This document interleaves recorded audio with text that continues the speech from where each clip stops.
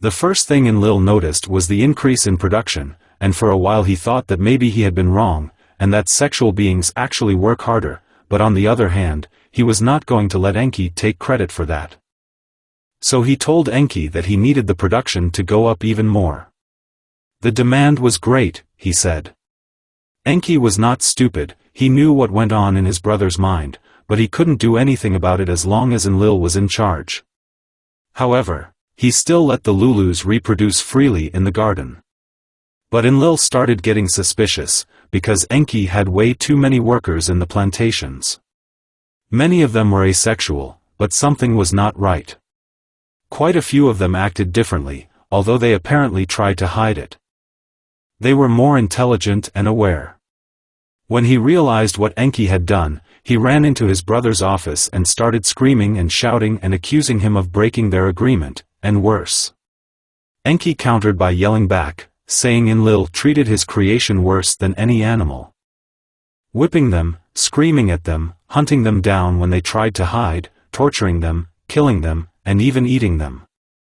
Enlil said it's nothing wrong with that, after all, they're only Lulus and as such, dispensable. The whole outbreak ended in a fist fight. And the two had to be separated. When Enlil calmed down enough not to attack his brother, and with 4 strong reptilian guards holding him back, he wheezed between his teeth, while catching his breath, "I want all these filthy Lulus of yours out of the garden now.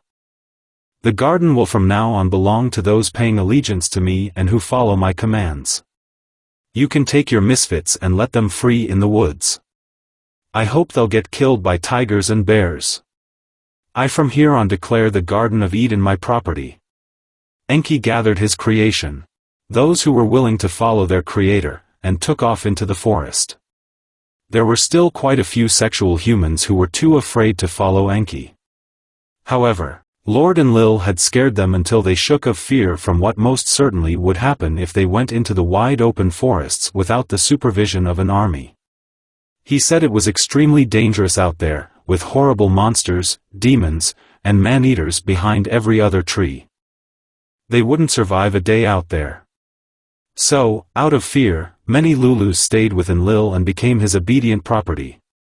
This was probably the time when most Sirians, and Enki as well, took on human bodies to blend in with the human population.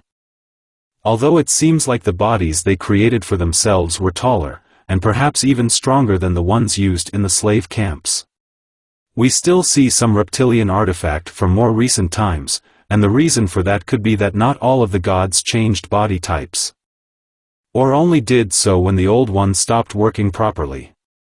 Some of the statues and statuettes we see can also be depictions of Sirians and other star races manifesting in their avatars. It's hard to say.